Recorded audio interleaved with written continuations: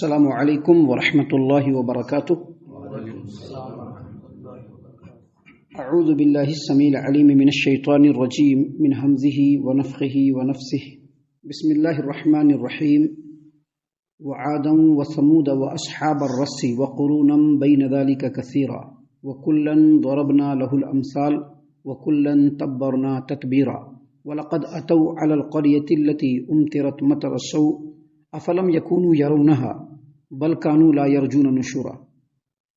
اور اسی طرح سے قوم عاد، قوم سمود اور کنویں والے اور ان کے درمیانی بہت ساری امتوں کے لوگ تباہ و برباد کر دیے گئے، اور ان میں سے ہر ایک کے لیے ہم نے پہلے تباہ شدہ قومیں کی مثالیں بیان کر کے سمجھایا، آخر ان سب کا نام و نشان تک مٹا دیا، اور اس بستی پر تو ان کا گزر ہو چکا ہے جس پر بدترین بارش برسائی گئی۔ کیا انہوں نے اس بستی کا حال نہ دیکھا ہوگا؟ لیکن اصل بات یہ ہے کہ یہ لوگ موت کے بعد دوسری زندگی کی امید نہیں رکھتے ہیں۔ محترم سامعین کرام، سورۃ الفرقان سورہ نمبر 25 اور اسی سورت سے آیت نمبر 38، 39، 40 یعنی 38، 39، 40 یہ تین آیات ابھی آپ کے سامنے تلاوت کی گئیں۔ بفضل اللہ، بعون اللہ، بتوفیق اللہ، تینوں آیتوں کا ترجمہ بھی آپ تمام کی خدمت میں پیش کیا گیا۔ سامعین کرام، کل کے درس کو یاد کیجئے۔ کل جو آیتیں ہم نے آپ کے سامنے پیش کی تھی، ان آیتوں کی روشنی میں ہم نے آپ کے سامنے یہ بات بتلایا تھا کہ اللہ تبارک و تعالیٰ کے سمجھانے کا جو اسلوب اور انداز اس قرآن کریم کے اندر پایا گیا، اس میں جو سب سے بنیادی اور اہم جو اسلوب ہے وہ یہ کہ اللہ تبارک و تعالیٰ نے کبھی جنت کی نعمتوں کی خوشخبری سنا کر کے لوگوں کو سمجھایا ہے، تو کبھی اپنے عذاب سے بھی لوگوں کو ڈرایا ہے، اور اس کے بارے میں ہم نے آیت کریمہ بھی کل آپ کے سامنے پیش کی تھی۔ کل جو آیتیں ہم نے آپ کے سامنے پیش کی تھی، اس میں اللہ تبارک و تعالیٰ نے مشرکین مکہ کو بتلایا ہے کہ جیسے تم قوم ہو، تم سے پہلے بھی کچھ قومیں گزری ہیں۔ ان میں سے کل کی آیتوں میں بتلایا گیا تھا کہ موسیٰ علیہ السلام کو اور ان کے ساتھ سیدنا ہارون علیہ السلام کو، دونوں کو اللہ تبارک و تعالیٰ نے فرعون اور فرعونیوں کے پاس بھیجا۔ ان لوگوں نے نہیں مانا تو اللہ تبارک و تعالیٰ نے تمام فرعون اور اس کے شاگردوں، اس کے آل و اولاد سبھی کو اللہ تبارک و تعالیٰ نے دریا میں غرق کر دیا، اور فرعونیوں کا نام و نشان اللہ تبارک و تعالیٰ نے مٹا دیا۔ پھر دوسری آیت کریمہ میں اللہ تبارک و تعالیٰ نے سیدنا نوح علیہ السلام کا ذکر فرمایا اور کہا کہ سیدنا نوح علیہ السلام نے برس تک، سالہ سال تک اپنی قوم کے لوگوں کو سمجھایا، لیکن قوم کے چند لوگ ہی ایمان لائے، اور باقی جتنے بھی شرکش تھے اللہ تبارک و تعالیٰ نے طوفان نوح میں سبھی کو غرقاب کر دیا، اور اس کے بعد ایمان والے بچ گئے۔ اب یہاں پر جو آیات آپ کے سامنے ہم نے تلاوت کی ہے، اس میں پہلی آیت کریمہ میں اللہ تبارک و تعالیٰ نے فرمایا وعادا وثمود واصحاب الرس، اور اسی طرح سے قوم عاد کو بھی ہلاک کیا گیا، قوم سمود کو بھی ہلاک کیا گیا، اور اصحاب الرس کو بھی ہلاک کیا گیا۔ قوم عاد کے بارے میں اس سے پہلے کئی مرتبہ ذکر آ چکا ہے قرآن کریم میں، جا بجا اللہ تبارک و تعالیٰ نے قوم عاد اور قوم سمود دونوں کی تفصیل سے ان کے قوم کے حالات، نبیوں کے درمیان اور ان کے درمیان جو باتیں ہوئی تھی وہ، اور نبیوں کی بات نہ ماننے کی وجہ سے ان کو کیسے اس صفحہ ہستی سے مٹایا گیا، یہ پوری تفصیل قرآن کریم میں کئی مقام پہ ہے۔ لیکن اصحاب الرس جو ہے، اس کے بارے میں قرآن کریم میں صرف دو جگہ پر ہی اللہ نے ذکر فرمایا ہے، اور بہت ہی مختصر، ایک یہاں پر اور ایک سورہ قاف کے 12 نمبر آیت میں اللہ تبارک و تعالیٰ نے اصحاب الرس کا صرف ذکر فرمایا ہے، کوئی تفصیل وہاں پر نہیں ہے۔ اور چونکہ اس قوم کے بارے میں کوئی تفصیل نہیں ہے، تو مفسرین اور شارحین نے ان کی تفصیل کو بیان کرنے میں خاصا اختلاف کیا، کسی نے کچھ کہا، کسی نے کچھ کہا۔ فار ایگزامپل حافظ ابو جعفر ابن جریر طبری رحمۃ اللہ علیہ نے کہا کہ یہاں پر اصحاب الرس سے مراد جو ہے اصحاب الاخدود ہے۔ ایسا انہوں نے کیوں کہا؟ کیونکہ رس جو ہے، رس، اصحاب الرس، جو رس کا جو لفظ ہے لغوی اعتبار سے ایسے بڑے کنویں کے بارے میں آتا ہے جس کنویں کے اندر بہت سارا پانی موجود ہو۔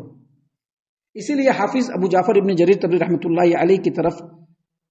منسوب کر کے حافظ ابن کثیر رحمۃ اللہ علیہ نے فرمایا کہ اس سے مراد جو ہے یہ اصحاب الاخدود ہے۔ لیکن بعض لوگوں نے کہا کہ نہیں، اس سے مراد قوم سمود کی بستیوں میں سے کچھ بستیاں ہیں، کوئی بستی ہے، قوم سمود کی کئی بستیاں تھیں، اس میں سے ایک بستی ہے جس کو اصحاب الرس کہا جاتا ہے۔ لیکن اس سلسلے میں سب سے مشہور و معروف جو قول ہے، جو لوگوں میں بہت زیادہ پرچلت ہے، وہ یہ کہ اصحاب الرس ایک مستقل قوم ہے جن کے درمیان ایک بہت بڑا کنواں تھا، اس کنویں کے اندر بہت زیادہ پانی تھا، اس کے اندر، اس قوم کے اندر جو نبی مبعوث کیا گیا، جب اس نبی نے اپنے قوم کے لوگوں کو سمجھانا شروع کیا اور بتانا شروع کیا، حق کی طرف لانا شروع کیا، تو قوم کے سارے لوگ ان کے دشمن بن گئے اور بالآخر اس نبی کو مار کر کے اس کنویں کے اندر ڈال دیا، جس کی وجہ سے ان کو اصحاب الرس کہا جاتا ہے۔ بعد میں اللہ تبارک و تعالیٰ نے پوری بستی کو، پورے قوم کو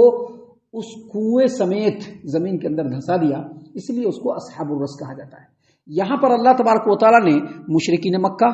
اور بعد کے ادوار کے تمام زمانے کے لوگوں کو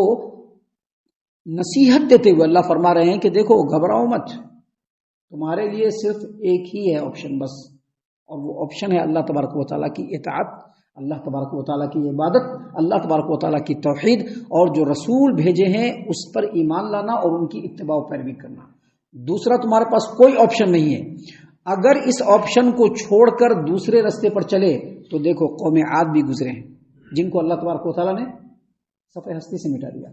قوم سمود بھی گزری ہے، اللہ تبارک و تعالیٰ نے ان کو بھی ہلاک و برباد کر دیا،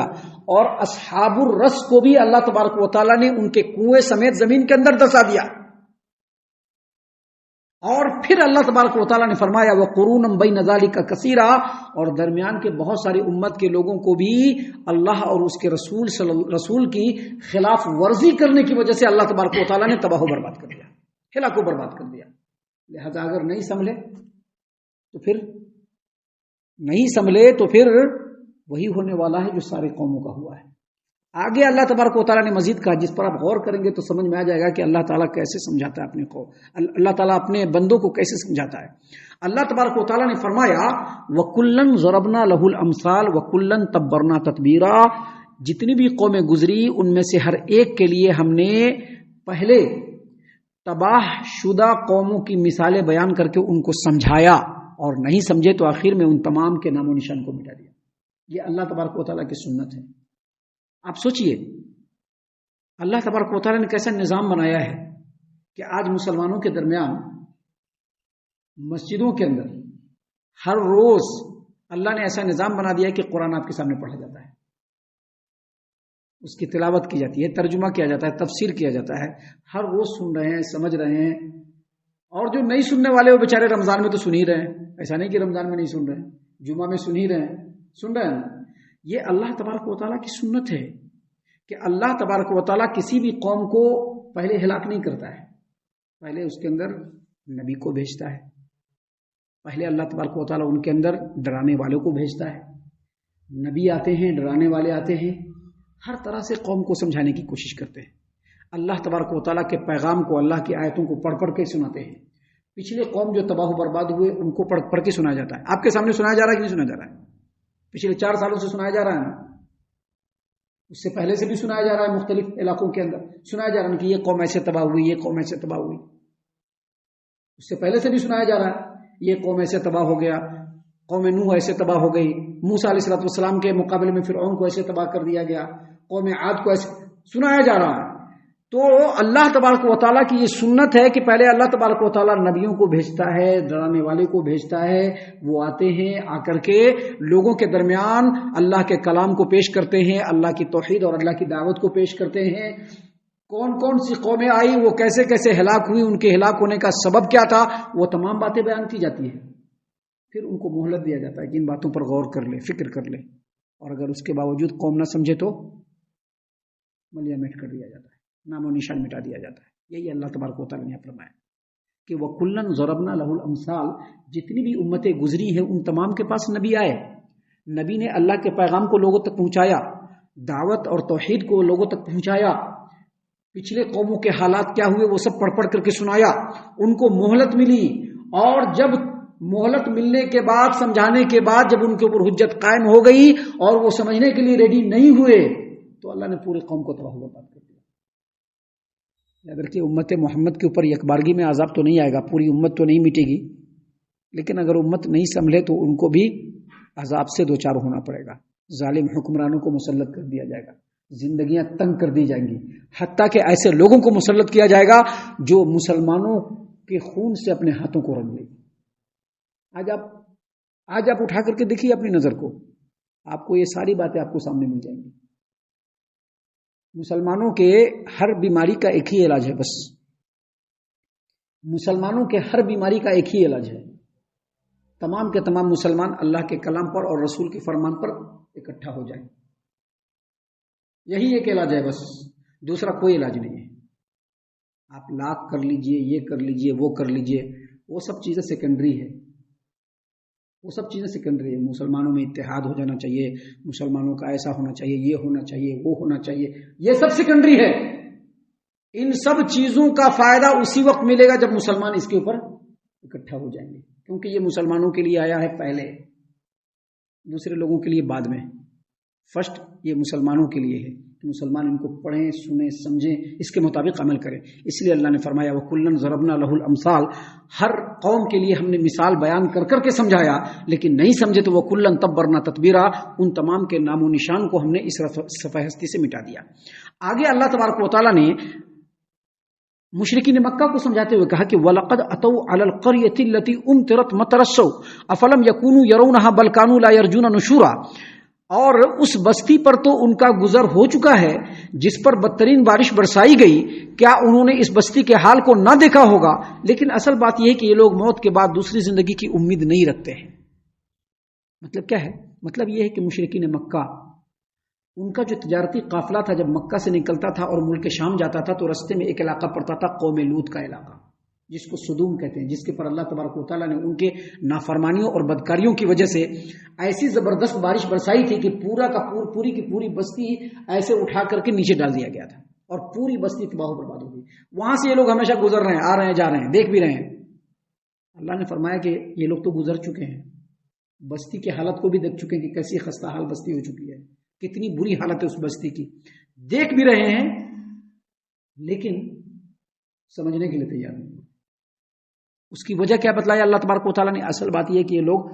آخرت میں اللہ تبارک و تعالیٰ سے ملنے کی امید اور توقع نہیں رکھتے ہیں۔ کیا مطلب یہ ہے کہ ان لوگوں کو یقین ہی نہیں ہے کہ مرنا ہے، مرنے کے بعد رب کے بارگاہ میں جانا ہے، اپنے عملوں کا حساب دینا، ان لوگوں کو یقین نہیں ہے، امید نہیں ہے، ان لوگوں کو توقع نہیں ہے، اس لیے یہ لوگ ایسا کر رہے ہیں۔ اصل میں مسئلہ یہاں پر کیا ہے کہ کسی بھی جگہ سے عبرت حاصل کرنے کے لیے دل میں آخرت کے اوپر ایمان ہونا ضروری ہے۔ بہت ساری جگہوں کو لوگ دیکھنے جاتے ہیں انٹرٹینمنٹ کی غرض سے، دیکھتے ہیں انٹرٹینمنٹ کرتے ہیں، چلے آتے ہیں، لیکن جو لوگ آخرت پر یقین رکھنے والے ہوتے ہیں وہ کسی بھی چیز کو دیکھ کر کے اس سے یہ عبرت حاصل کرتے ہیں کہ یہ اللہ تبارک و تعالیٰ، یہ اللہ تبارک و تعالیٰ کی مرضی، اللہ تبارک و تعالیٰ کی قدرت، اللہ تبارک و تعالیٰ کا اختیار، جو اللہ تبارک و تعالیٰ جبار ہے، قہار ہے، کچھ بھی کر سکتا ہے، وہ دیکھ کر کے عبرت حاصل کرنا۔ نبی کریم صلی اللہ علیہ وسلم قوم سمود کی بستی سے جب گزرے تو کیسے سر کو چھپا لیا کہ کہیں ان کا عذاب نہ آ جائے۔ کہا کہ جب گزرو ایسی جگہ، ایسے لوگوں کے بستیوں سے گزرو تو بالکل سر کو جھکائے ہوئے روتے ہوئے گزرو، اللہ سے پناہ مانگتے ہوئے گزرو کہ کہیں اس قوم کی طرف سے تمہارے اوپر بھی عذاب نہ آ جائے۔ لیکن مشرکین مکہ یہ نہیں سمجھ رہے، لیکن یہاں پر تو مشرکین مکہ کی بات ہے، مسلمان بھی نہیں سمجھ رہے، دوسروں کی بات کیا کیا جائے۔ مسلمان ساری دنیا میں پھر رہے ہیں، کر رہے ہیں، لیکن عبرت نہیں ہے کہ اللہ تبارک و تعالیٰ کچھ بھی کر سکتا ہے۔ ہمارے لیے صرف ایک ہی آپشن ہے، اللہ تبارک و تعالیٰ کا کلام اور نبی کریم صلی اللہ علیہ وسلم کی تعلیم۔ ہم اللہ سے دعا کرتے ہیں کہ اللہ تعالیٰ ہم تمام کو ان تمام باتوں کے اوپر خوب غور و فکر اور تدبر کرنے کے ساتھ ساتھ ان باتوں پر عمل کرنے کی بھی توفیق عنایت فرمائے، آمین۔ اللہ تعالیٰ ہم تمام کو صحیح معنوں میں پکا سچا مومن مسلمان بنائے، اللہ اور اس کے رسول صلی اللہ علیہ وسلم کی اطاعت و فرما برداری کرنے والا بنائے، صحابہ کرام رضی اللہ عنہم کے طریقے پر چلنے والا بنائے، جنت الفردوس میں جگہ عطا فرمائے۔ اے اللہ ہم تمام کو جہنم سے پناہ دے، اے رب العالمین ہم تمام کو جہنم سے پناہ دے، اے مالک الملک ہم تمام کو جہنم سے پناہ دے، آمین یا رب العالمین۔ وما علینا الا البلاغ المبین۔ تبارك الذي نزل الفرقان على عبده ليكون للعالمين نذيرا